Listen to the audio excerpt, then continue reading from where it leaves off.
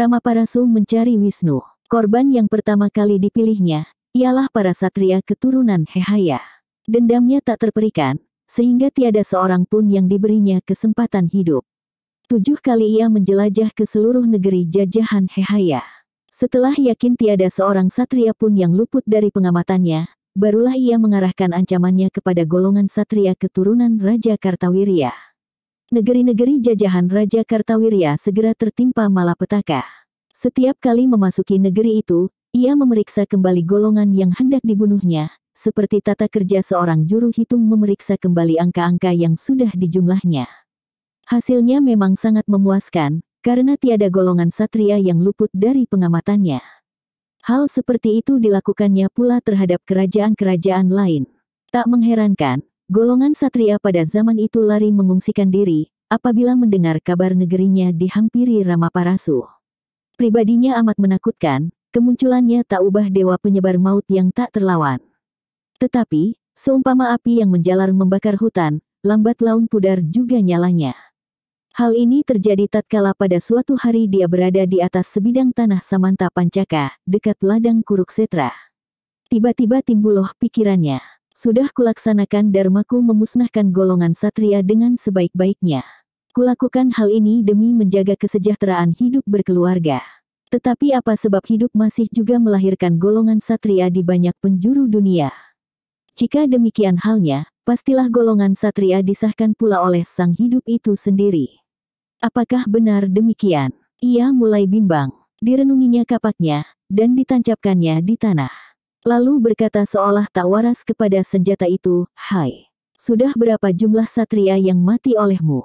Tak terhitung bukan? Engkau saksinya.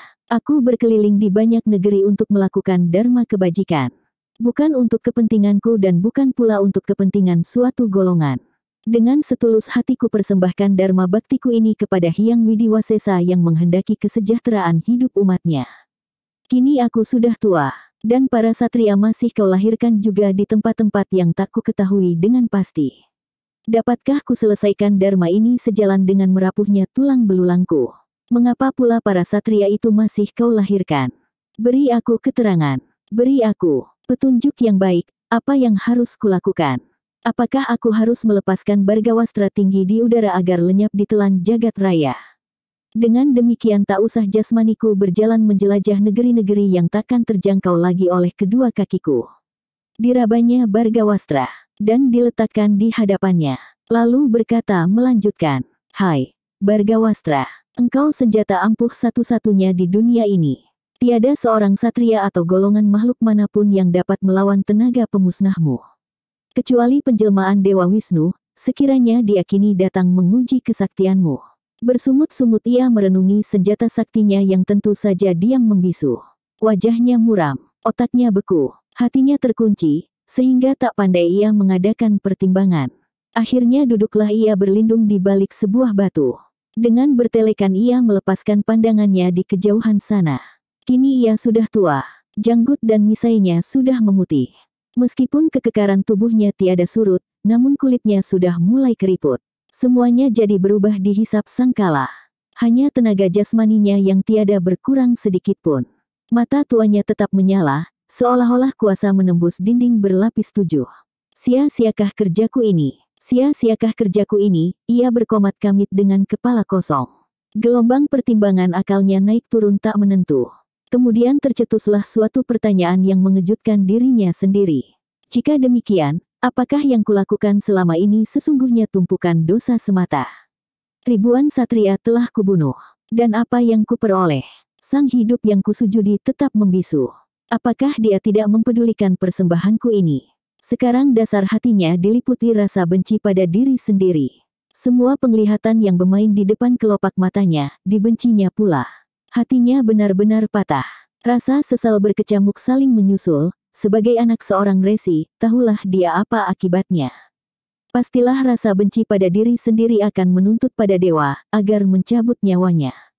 Karena itu dia mencoba bertahan sekuat tenaga melawan kecengengan demikian. Dilepaskan jagang siku lengannya.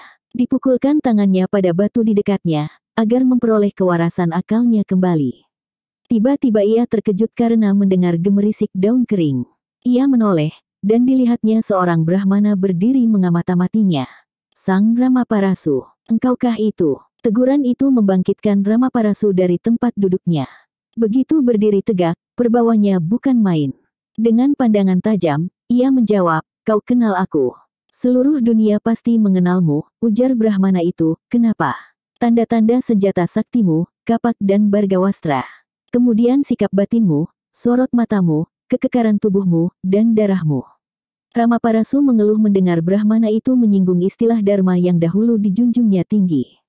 Maka dengan bersungut-sungut ia membentak, "Katakan lekas, kenapa kau menghampiriku?" Brahmana itu tertawa melalui dadanya.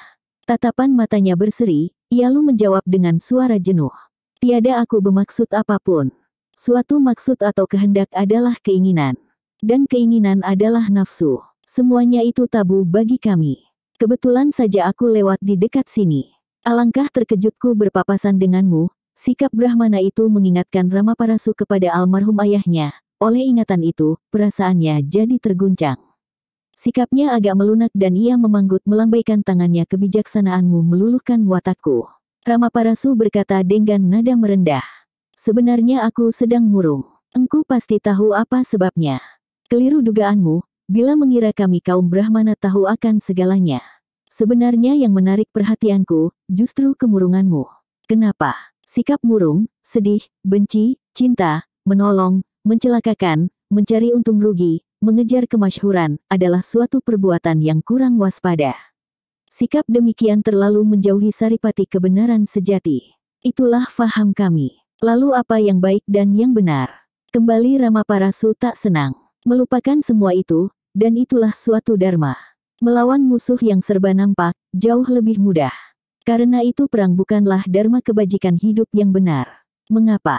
Karena perbuatan demikian masih ditumpangi nafsu keinginan hendak berbuat kebajikan menurut anggapan sendiri. "Hai, kau membicarakan diriku?" "Oh, tidak, sama sekali tidak. Bukankah sudah kukatakan tadi, bahwa aku lewat di sini hanya secara kebetulan?" Ramaparasu menghempaskan diri pada dinding batu. Lama ia berdiam diri. Kegelisahan hatinya kembali bergejolak dengan hebat.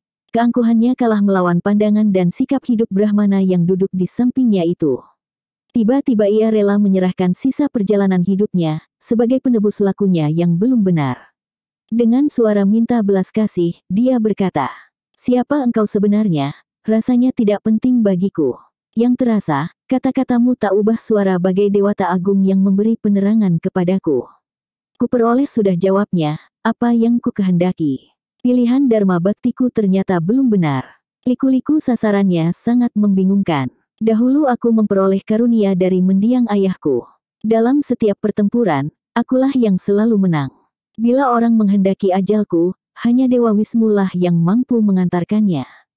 Engkau sudah mulai. Kini tunjukkanlah, di mana Dewa Wisnu berada."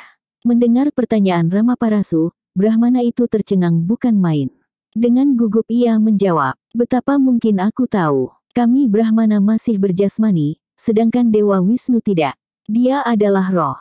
Akan sangat tak masuk akal apabila jasmaniah sanggup merabanya." Ia berhenti sebentar menelan ludah, kemudian melanjutkan dengan sungguh-sungguh. "Sebenarnya ada juga terbetik berita, bahwa Dewa Wisnu telah turun ke dunia. Tetapi lewat rahim siapa, tiada seorang pun yang sanggup menunjukkan dengan pasti. Kami hanya dapat menebak, itu pun belum tentu benar. Dengarkanlah, aku akan bercerita. Ada seorang raja yang agung budi. Ia memerintah kerajaan Maespati. Namanya Harjuna Sasrabahu. Menurut kabar dialah penjelmaan Dewa Wisnu karena ia mampu bertriwikrama. Suatu hari Rahwana menyerang negeri Maespati. Banyak sudah ia membinasakan para punggawa kerajaan itu. Bahkan Mahapati Suwanda, yang memiliki senjata Cakrabaswara dapat pula ditewaskannya.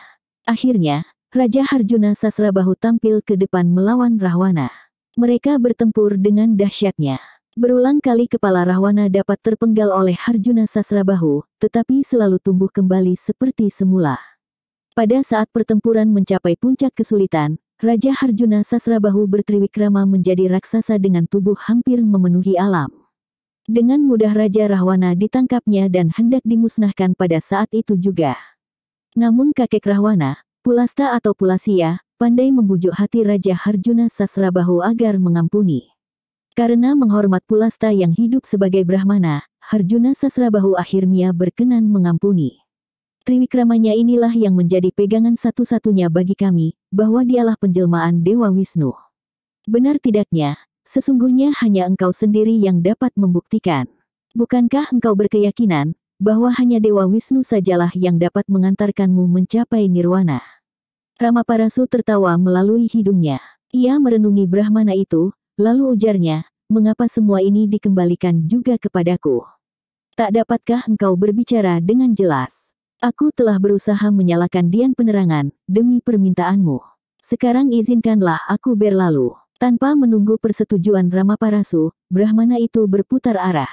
Kemudian berjalan menyeberangi ladang Kuruksetra. Ia tiada menoleh barang sekejap pun kepada apa yang telah dilalui dan hendak dilaluinya. Pandangannya lurus ke depan, tak peduli, namun penuh kepercayaan pada diri sendiri. Kesan itu menarik perhatian Ramaparasu. Lama ia mengikuti Brahmana itu dengan sorot matanya, hingga lenyap dari penglihatan. Tatkala matahari telah melayah rendah di balik mahkota alam, timbullah di hatinya suatu keputusan bahwa Triwikrama merubah diri menjadi raksasa yang sanggup mengarungi dunia hanya dengan 3 langkah. Suwanda waktu mudanya bernama Sumantri. Dia putra Brahmana Suwandageni, yang merupakan saudara Jamadagni, ayah Ramaparasu. Kesaktiannya hampir sejajar dengan Harjuna Sasrabahu rajanya. Padahal Harjuna Sastabahu penjelmaan Wisnu. Baiklah, akan kucari Raja Harjuna Sasrabahu. Barangkali benar berita Brahmana itu. Dikumpulkan sekalian senjatanya, dan pada malam itu juga ia berangkat ke negeri Maespati.